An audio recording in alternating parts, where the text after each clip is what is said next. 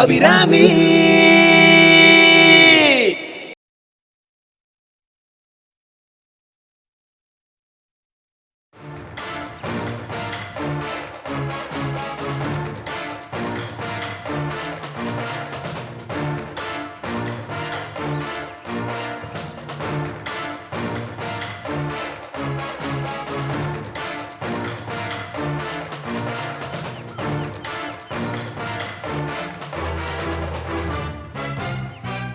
போயிட்டியாமா? போ. நீங்க எல்லாரும் சேர்ந்து என் குடும்பத்துக்கு எவ்வளவு பெரிய துரோகத்தை செஞ்சிட்டேன். கொடுத்த வாக்கு தவறிட்டேன். நீங்க எல்லாம் பெரிய மனுஷாலா. என்னது அதிர்ந்து பேசுற அளவுக்கு வளர்ந்துட்டியா? நான் வளரல, நீங்க தான் தாழ்ந்துட்டேன். கொடுத்த வாக்கு தவறிட்டேன். இத பாரு மூர்த்தி, நீ என்னதான் மல்லு கட்டினாலும் நடந்த நிச்சயதார்த்தம் நடந்ததுதான். உன் பொண்ணுக்கு நானே ஒரு நல்ல வரனா பார்த்து முடிச்சு வைக்கிறேன். இந்த பாரு மூர்த்தி, நம்ம கையில என்ன இருக்கு? விதின்னு ஒண்ணு இருக்கு இல்லையா? செய்யற பாவத்தை எல்லாம் செஞ்சுட்டு விதி மேல பழி போடுறே. மாமா, பொண்டாட்டிக்கு அடங்கி நடக்கலாம், தப்பு இல்ல. ஆனா பொண்டாட்டி செய்யற பாவத்துக்கு எல்லாம் வக்காலத்து வாங்குறே. அப்பா மூர்த்தி, தயவு செஞ்சு இந்த விஷயத்தை இதோட விட்டுடேன்ப்பா. மாமி, எப்படி மாமி இவ்வளவு சுலபமா வெட்டி விடுறேன்? மனசுக்குள்ள இருந்து ஒரு வார்த்தையாது. அங்க என்னடா பேச்சு? நியாயம் கேக்குறேன். ஏன் பாட்டி, ஏன் ஆத்து சம்மதத்தை முறிச்சுண்டு வேற ஆத்துல தட்டு மாத்தின்னு வந்திருக்கேலே? எந்த விதத்துல நான் குறைஞ்சிட்டேன்? உங்களுக்கு எத்தனை பவுன் நகை வேணும்?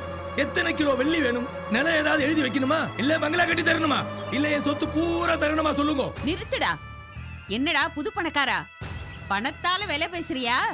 பணம் தான் நேக்கு பெருசுனா இந்த ஆத்துக்கு அபிராமியோ யமுனாவோ ஏன் உன் தங்க கூட வந்திருக்க முடியாது. ஏதோ சின்ன வயசுல பேசி வச்சிருந்தோம், நடக்கல. விதி இடம் கொடுக்கல. ஏதோ போனா போறதுன்னு பொறுமையா பேசுற, நீ பாட்டுக்கு பேசிட்டே போற. பலே, இந்த அளவுக்கு துணிஞ்ச நீங்க எந்த அளவுக்கும் போவேன்.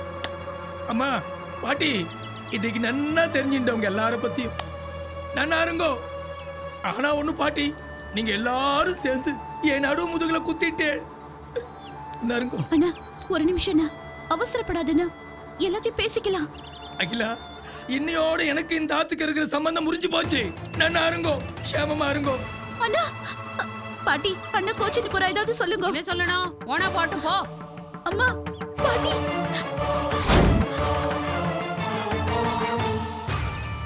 என் பேர விஷயத்துல தலையிட இங்க யாருக்கும் எவளுக்கும் உரிமை இல்லை.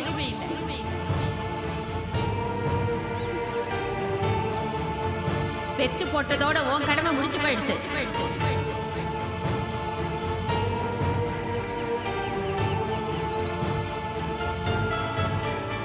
பெத்து போட்டதோட உன் கடமை முடிஞ்சு போயிடுத்து. அபிராமி, நான் உன்னை காணோன்னு ஆள்லாம் தேடிட்டு இருக்கேன். நீ இங்க இருக்கியா? நான் சொல்றது தொடாதே, கிட்ட வராதே. அபிராமி, பேசாதீங்க. இந்த ஆத்துல கடுகு டப்பா காணோம்னா அபிராமிய கேப்பேள். மாடு பால் கறக்கலைன்னா அபிராமிய கூப்பிடுவேள். என்ன சமையல் பண்றதுன்னு அபிராமி கிட்ட தான் சொல்லுவேள். இப்படி எல்லா சின்ன சின்ன விஷயத்துக்கும் அபிராமி அபிராமி அபிராமின்னு என்னையே இழுத்து விடுங்க. ஆனா என் பிள்ளைக்கு கல்யாணம் நிச்சயம் பண்ணும்போது என்னென்ன மட்டும் ஒரு வார்த்தை சொல்லாதீங்க. நீ என்ன சொல்ற அபிராமி? சுந்தரேசனுக்கு கல்யாணமா? ஏன் உங்களுக்கு தெரியாதா? சத்தியமா தெரியாது. உங்களுக்கும் தெரியாது, நீக்கும் தெரியாது. ஏன்னா சுந்தரேசனை பெத்தவா நாம தானே. அபிராமி, டென்ஷன் ஆகாத. யாருக்கோ நடக்கவிருந்த பால்ய விவாகத்தை நான் தடுத்து நிறுத்தினேன். ஆனா இங்க ஏன் பிள்ளைக்கு கல்யாணம் செய்ய போறாளா? அதுவும் மூர்த்தி என்ன வாசல்ல கத்திட்டு போனப்புறம் தான் நேக்கே தெரிஞ்சது. நானும் தெரியாம தான் கேக்குறேன். பொங்கி போடுறதுக்கும் பெத்து போடுறதுக்கும் தான் இந்த அபிராமியா? தப்பு கணக்கு போடுறான்னா எனக்குள்ள இருக்கிற கோபமும் வெறுப்பும் அக்னியா எரிஞ்சுட்டு இருக்கு. அவளை நிறுத்த சொல்லுங்க. என்ன பாக்குறேன்? உங்க பாட்டியை எப்படி மீறதுன்னா மீறித்தான் ஆகணும்.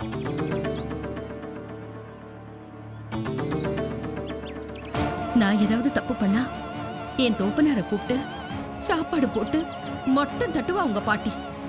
ஆனா இப்போ ஊரையே கூப்பிட்டு சாப்பாடு போட்டு கல்யாணங்கிற பேர்ல மிகப்பெரிய தப்பு பண்ண பாக்குறா. இத நான் விட மாட்டேன், விடவே மாட்டேன். அபிராமி, அபிராமி, கொஞ்சம் அமைதியா இரு. அவளை நானே கேட்கிறேன். இந்த கல்யாணம் நடக்காது, என்ன நம்பு. ஆ.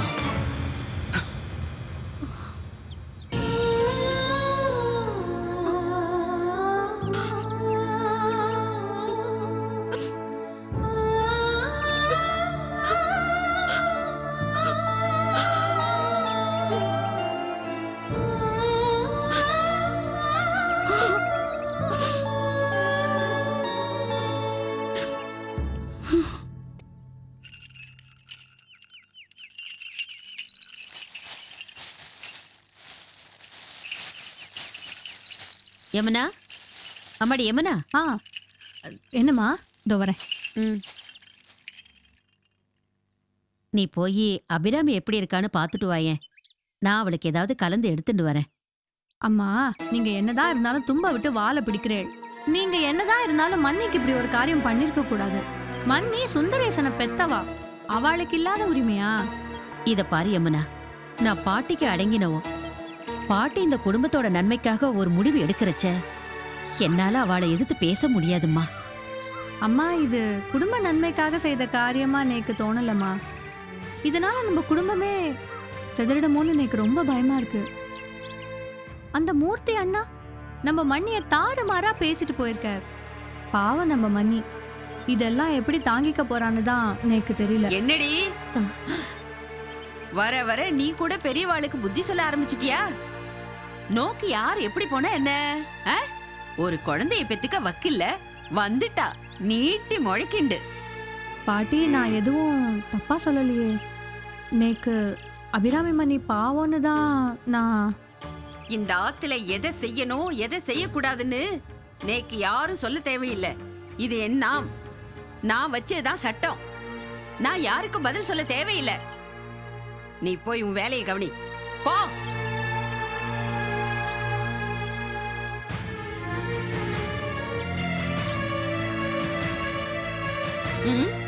நீ எதுக்கு அவளண்ட இதெல்லாம் பேசிட்டு இருக்க? பாட்டி, நீ யாருக்கும் பதில் சொல்ல தேவையில்லை. ஆனா நேக்கு பதில் சொல்லியே தீரணும். எதுக்காக இப்படி ஒரு காரியத்தை செஞ்ச? ராஜா, நீ ஏடா என்ன கேள்வி கேக்குற? 4 வார்த்தை அதிர்ந்து பேசாத நீ இப்போ ஏன் முன்னாடி நின்னு கேள்வி கேக்குற அளவுக்கு வந்துட்டியா? இதோ பாரு பாட்டி, நீ நிச்சயம் பண்ணிருக்கிறது நாம் பெத்த பையனுக்கு. அதுவும் ஏற்கனவே மூர்த்தியோட பொண்ணை பண்ணிக்கிறேன்னு வாக்கு கொடுத்ததுக்கு அப்புறம் நீ வேறொரு இடத்துல போய் நிச்சயம் பண்ணேன்னா என்ன அர்த்தம்? இத பாரு ராஜா, பாட்டி எதை செஞ்சாலும் நம்ம நன்மைக்கு தானே செய்வா. புரிஞ்சுக்கோ ஏன்பா. ஒரு நிமிஷம், நீங்க செய்யற காரியத்தால அபிராமியோட உடல்நலம் பாதிக்கப்படுமேன்னு கொஞ்சமாவது யோசிச்சு பார்த்தல? நானே அவ உடம்ப நினைச்சு வாயில பச்சை தண்ணி கூட படாம தவிச்சுட்டு இருக்கேன். நீங்க இப்படி ஒரு காரியத்தை செஞ்சுட்டு வந்து நிக்கிறே. கண்ணா, நேக்கு அந்த கவலை இல்லைன்னு நினைக்கிறியா? நானும் அந்த பகவான பிரார்த்திக்காத நாளே கிடையாது. அபிராமிக்கு எந்த கெடுதியும் நேரக்கூடாதுன்னு தான் நான் இந்த மாதிரி செஞ்சேன். நான் ஏன் இத பண்ணேன்னு தெரியுமா? அம்மா வேண்டாம்மா, அவன் என்ன சொல்லாதீங்க. அவன் தாங்க மாட்டான். ராஜா, நீ வா, உள்ள வா. அம்மா தயங்காத, வா.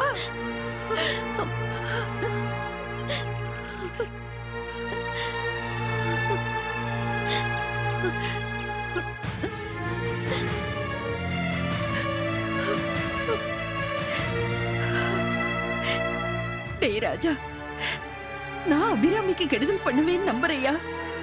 நீ கெடுதல் பண்ணுவேன்னு சொல்லல பாட்டி. எதுக்காக திடீர்னு இப்படி ஒரு கல்யாணத்தை நிச்சயம் பண்ணிட்டு வந்திருக்க? அவ எவ்வளவு வேதனைப்படுறான்னு நோக்கு தெரியுமா? இத பாரு ராஜா, நான் சில விஷயங்களை சொல்லவும் முடியாம மெல்லவும் முடியாம அவஸ்தைப்பட்டு இருக்கேன். நான் உங்ககிட்ட சொல்றத எந்த காரணம் கொண்டும் அபிராமி காதுல போடக்கூடாது. சரி பாட்டி, முதல்ல விஷயத்தை சொல்லு. கொஞ்ச நாளைக்கு முன்னாடி நம்ம சுந்தரேச ஜாதகத்தை எடுத்துட்டு போனேன். அவனுக்கு உபநயனம் பண்ணலாமான்னு கேட்டப்போ ஜோசியர் ஒரு குண்டை தூக்கி போட்டுட்டார்.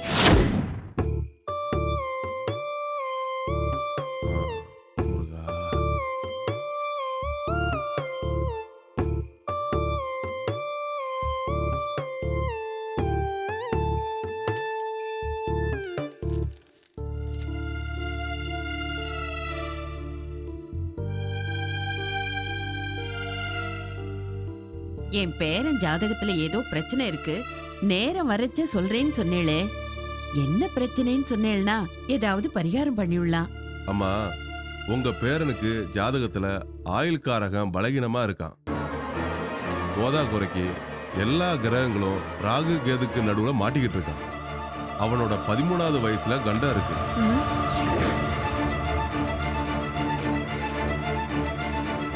இதுக்கு ஏதாவது பரிகாரம் இருக்கா? இருக்கு. இவனுக்கு மாங்கல்ய பலம் கொண்ட ஒரு பொண்ணை கல்யாணம் பண்ணி வச்சிடுங்க. ஆயுளுக்கு பயம் இல்ல. களத்திர ஸ்தானத்தை குரு பாக்குற ஜாதகம் விசேஷம். அப்படிப்பட்ட ஒரு பொண்ணை இவனுக்கு பாருங்க. ஜோசியரே, அந்த மாதிரி ஜாதக விசேஷமுள்ள பொண்ண நீங்களே பார்த்து தாங்கோ. அதே சமயம் எங்காத்துக்கு ஏத்தவளாவும் இருக்கணும். நோக்கு கூழுக்கும் ஆசை, மீசைக்கும் ஆசை. அந்த மாதிரி விசேஷ அம்சம் இருந்தா அந்த மாதிரி பாருங்க பொண்ண. பணங்காசு இல்லைனாலும் பரவாயில்ல. அப்படி ஒரு ஜாதகம் என்கிட்ட இருக்கு. வாஞ்சிநாதன் மிராசுதாரர் ஒருத்தர் இருக்காரு. அவரோட பொண்ணுக்கு இதே மாதிரி ஜாதக அம்சம் இருக்கு. வேணும்னா நான் அவர்கிட்ட பேசி பாக்குறேன். உடனே அவர்கிட்ட பேசி ஏற்பாடு பண்ணுங்கோ. நானும் இவரும் சம்மந்தம் பேச வரோம். ஆ, ஜோசியரே, உடனடியா காரியத்துல இறங்குங்க. ஜோசியரே, வாங்கம்மா. நமஸ்காரம். நமஸ்காரம். நம்ம சுந்தரேசன் ஜாதகத்துக்கு வரன் தரேன்னு சொன்னேளே. ஆ, சந்தோஷமான சமாச்சாரம் தான். ஆஹா. நம்ம சுந்தரேசன் ஜாதகத்துக்கு மிராசுதாரர் வாஞ்சிநாதனோட பொண்ணு ஜாதகம் கணக்கச்சிதமா புரிஞ்சிருக்கு. தட்டு புட்டுன்னு பேசி இந்த சம்மதத்தை முடிச்சிடுங்க. இந்தாங்க. ஆஹா. ரொம்ப சந்தோஷம் ஜோசியரே. எப்படியாவது இந்த வரனை முடிச்சிடுற. ஆனா இந்த விஷயம் எங்க ஆத்துல யாருக்கும் தெரியக்கூடாது. ம். தப்பி தவறி கூட அபிராமி காதுக்கு இந்த விஷயம் போகவே படாது.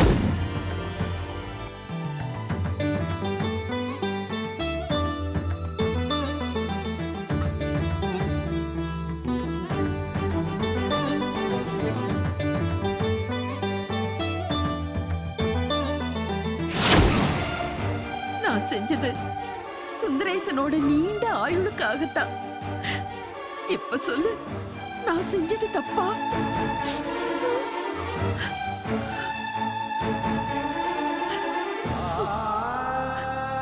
மனசு கல்லாக்கிண்டு பகவான் மேல பாரத்து போடு. நோக்கு எந்த குறையும் வராது.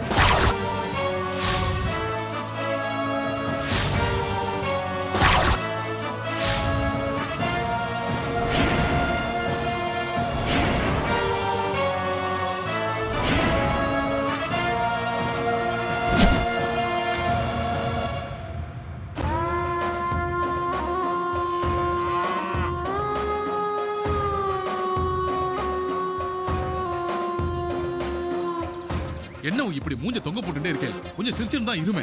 செத்த நேரத்துல மகாலட்சுமி உன்னை தேடிட்டு வரப்போறான். என்னமோ சொல்றீங்க. என்ன வலுக்கட்டாயமா பேசி பொய் சொல்ல வச்சிட்டீங்க. என் குரு பச்சிராஜா ஜோசியர்கிட்ட நான் தீட்சை எடுத்துக்கிறப்ப ஜோசியத்துல பொய் சொல்லக்கூடாதுன்னு கட்டளையிட்டார். அதையும் மீறி இப்ப நான் பொய் சொல்லிட்டேன். இத்தனை நாளா குருவாக்க வேதவாக்கா எடுத்துட்டு பொய் சொல்லாம இருந்தீர். 5க்கும் 10க்கும் ஆளா பறந்தீர். இப்ப குரு கட்டளையே மீறினீர். ஆயிரக்கணக்கில் பணம் வருது பாரு. என்ன இருந்தாலும் செய்யற தொழிலுக்கு துரோகம் இல்லையா? அந்த ராஜேஸ்வரி அம்மாக்கு விஷயம் தெரிஞ்சா என்ன அந்த ஊர்ல தொழில் செய்ய விட மாட்டாங்க. அப்புறம் நான் எப்படி பொழைக்கிறது? ஓய், இந்த நாட்டுல ஜோசிய தொழிலுக்கு மட்டும்தான் நிரந்தர வருமானம். 2040 உலகம் அழிய போதுன்னு சும்மா ஒரு அறிக்கையை எடுத்துவிடும். அத்தனை பத்திரிகைக்காரரும் உங்க பின்னாடியே வருவா. 2040 உலகம் அழியலனா என்ன திட்டுவாங்கல்ல? 2040 உலகம் அழியலனா என்ன? நீர் என்னவோ உயிரோட இருக்க போறது இல்ல. உம்மை பொறுத்த மட்டும் உலகம் அழிஞ்ச மாதிரி தான். அட, இப்படியெல்லாம் கூட பொழைக்கலாமா? சபாஷ் ஜோசியரே, காரியத்தை கச்சிதமா முடிச்சிட்டீங்க. காரியத்தை என்னமோ கச்சிதமா முடிச்சிட்டார். ஆனா இந்த ராஜேஸ்வரி மாமி நினைச்சு பயந்து கலங்கிட்டு இருக்காரு. இதை பிடிங்க. இதை பிடிங்க. ஏன் பயப்படுறீங்க? பெரும்பாலும் நான் ஜோசியத்தை நம்புறதில்ல.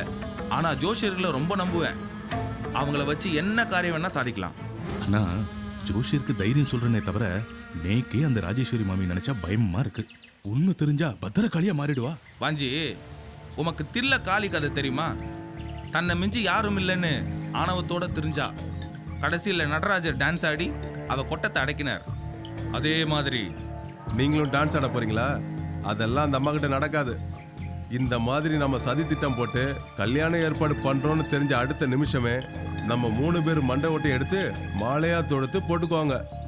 பார்த்தே இல்லைன்னா இப்படிதான் தானும் பயந்து என்னையும் பயமுறுத்துறாரு. ஏயா பயப்படுற? நான் இல்ல, நான் உன்னை காப்பாத்துறேயா. வாஞ்சி, உனக்கே நல்லா தெரியும் எங்க குடும்பம் அந்த அபிராமியால எவ்வளவு அவமானப்பட்டதுன்னு. நாங்க இந்த ஊர்ல இருந்து விரட்டி அடிக்கப்படாத குறையால போனோம். ஆனா எல்லா ஆட்டத்துக்கும் ஒரு முடிவு வரும்னு அவங்களுக்கு தெரியல. இப்போ என்னோட பழி வாங்குற படலம் ஆரம்பிச்சிச்சு. நீங்க யார் வேணாலும் பழி வாங்குங்க, ஆனா என் பேரை மட்டும் வெளியே சொல்லிடாதீங்க. ஏன்னா நான் சுவடி ஜோசிய வந்த சோடு தெரியாம ஓடி போயிடுறேன். உத்தரவு கொடுங்க.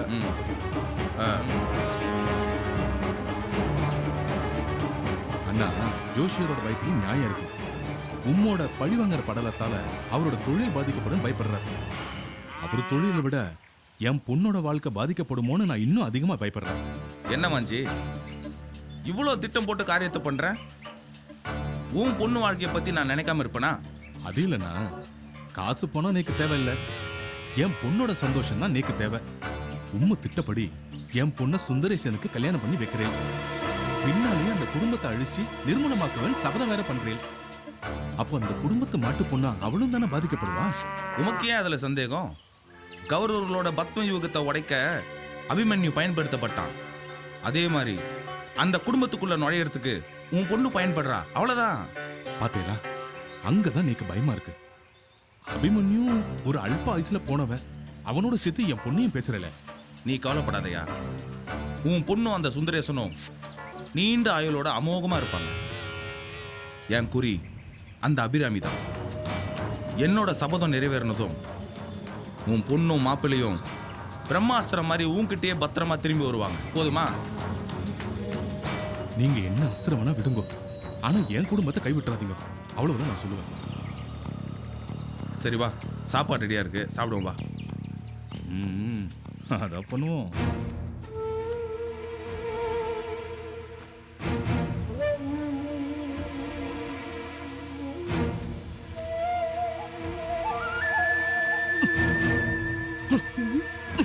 எங்க ஆத்துல இதை விட நிறைய புடவை இருக்கு.